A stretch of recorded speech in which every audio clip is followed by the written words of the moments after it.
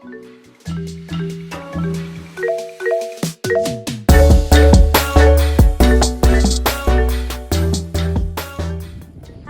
Wana Rahana binti Azim dan bertemakan Izati daripada UNICEF. Saya bersatu akan bersama dengan anda sepanjang video ini. Terima kasih. Hai, Assalamualaikum. Hai, Assalamualaikum. Kami mulai aktiviti berkumpulan ini pada tarikh 30 Disember 2020 pada hari Rabu. Kami dalam perjalanan ke Taman Botani Perdana Kuala Lumpur pada jam 8 pagi. Kami pergi ke Taman Botani Perdana untuk melihat keadaan alam semula jadi dan pembangunan yang terdapat di Malaysia.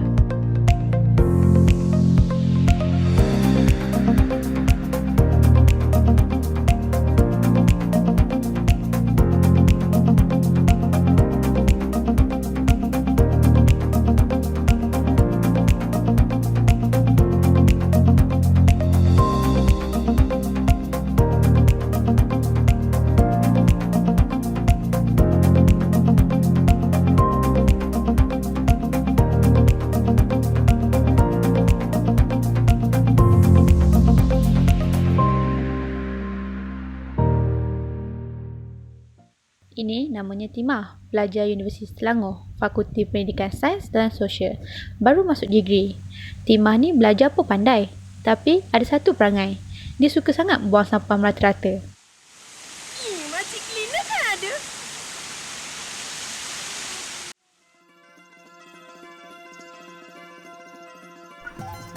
Melihat perubahan yang berlaku pada alam sekitar dan pembangunan.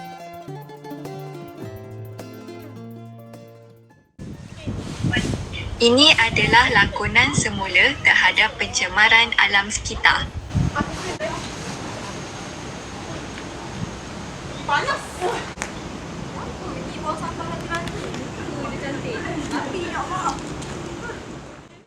Seterusnya, kami menemu bual dengan salah seorang ahli keluarga kami untuk mendengar pendapat beliau mengenai alam sekitar serta pembangunan. A'udzubillahi minasyaitonirrajim. Bismillahirrahmanirrahim. Assalamualaikum warahmatullahi taala wabarakatuh. Nama saya Muhammad Rabiq bin Yaakob. Umur 48 tahun. Pekerjaan saya sebagai seorang trainer dan juga bekerja sendiri. Apakah kesan jika tidak menjaga alam sekitar serta pembangunan? Balik pada soalan yang diajukan, apakah kesan jika tidak menjaga alam sekitar? Kalau kita perhatikan bahawasanya alam sekitar ini adalah satu ciptaan Allah Subhanahu Wa Taala yang Allah menciptakan di saat menciptakan manusia, dan manusia mempunyai tanggungjawab yang besar untuk memastikan dalam penjagaan alam sekitar. Dan seandainya antara kesan jika tidak menjaga alam sekitar, pasti akan berlaku perubahan dalam ekosistem alam sekitar tersebut. Dan kita perhatikan bahawasanya manusialah yang menjadi penyebab di atas pencemaran yang berlaku, terutama pencemaran terhadap alam sekitar. Dan kesan-kesannya manusia juga akan menghadapi kesan tersebut. Sebagai contoh, baru-baru ni berlaku sendiri di negeri Selangor, berlaku pencemaran air yang mana akhirnya ditanggung oleh penduduk seluruh negeri Selangor hampir lebih daripada 3 hari. Jadi ini antara kesan-kesan. Yang pertama, dia akan merubah ekosistem alam sekitar tersebut. Kemudian yang kedua, dia akan memberi kesan yang negatif dalam kehidupan kita. Jadi itu kesan-kesan yang akhirnya akan membawa diri kita dan juga secara mikronya dan makronya kepada negara dan merugikan negara dari segi pendapatan dan juga dari segi ekosistem yang selama ini terjaga dengan baiknya.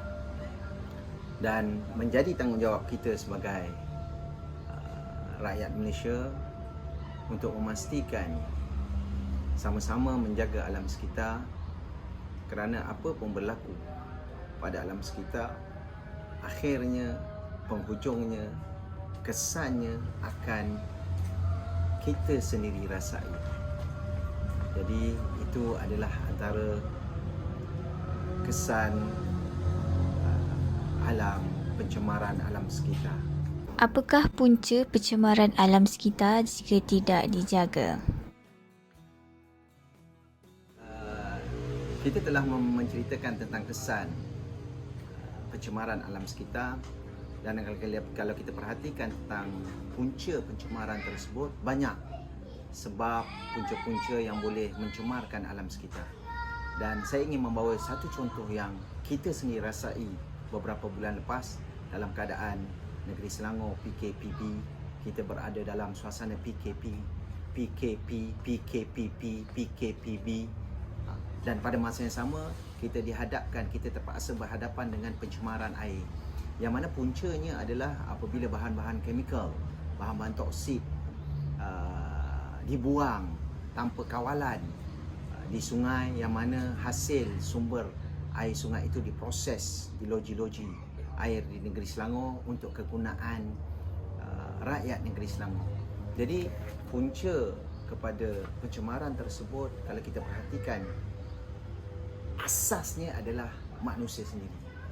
Seperti mana apabila manusia tidak mengikut peraturan ataupun mengikut SOP yang telah ditetapkan,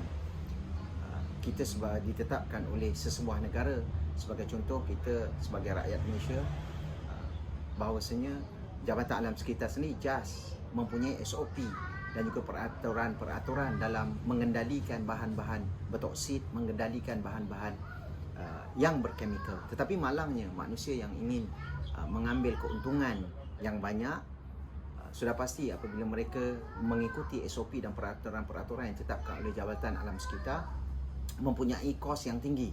Jadi disebabkan kepentingan perniagaan diri dan inginkan keuntungan yang banyak, akhirnya mereka melakukan jalan yang pendek untuk meraih keuntungan, tetapi bahananya, kesannya akan dirasai oleh penduduk-penduduk di negeri saya. Dalam apa keadaan sekalipun, punca yang dilakukan oleh manusia yang akhirnya menjadi mangsa juga adalah manusia. Jadi itu adalah punca yang boleh saya kongsikan untuk pengajaran dan pedoman bagi diri kita. Jadi setakat ini, terima kasih. Assalamualaikum warahmatullahi wabarakatuh. Antara cadangan bagi meningkatkan kesedaran terhadap alam sekitar. Kami memulakan aktiviti kebersihan di kawasan tersebut.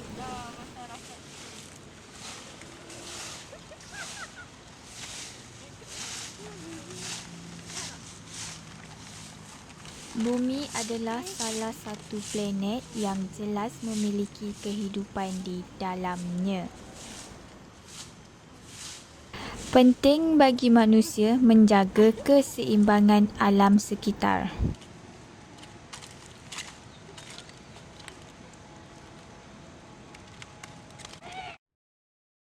Menjaga pembangunan dan kesucian adalah tanggungjawab kita bersama dan juga merupakan salah sebuah nilai murni yang terpuji dalam diri seseorang. Saya Nur Izzati binti Razman dari Fakulti Pendidikan Sains Sosial. Terima kasih Malaysia. Bye-bye. Hai, saya Wan Nur Raihana binti Azizi daripada Fakulti Pendidikan dan Sains Sosial. Saya ingin mengucapkan terima kasih kepada rakyat Malaysia kerana jaga alam sekitar dengan jayanya. Terima kasih rakyat Malaysia. Nama saya Siti Noaimah Ali Ahmad. Saya dari Fakulti Pendidikan dan Sains Sosial. Terima kasih. Bye. Nama saya Sharifah Fahira binti Said Faizal. Saya dari Fakulti Pendidikan Sains Sosial. Dan terima kasih.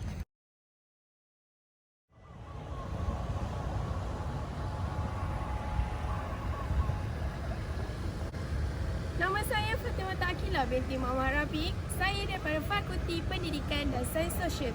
Terima kasih rakyat Malaysia kerana telah menjaga pembangunan dan alam sekitar dengan jayanya. Terima kasih Malaysia. Bye.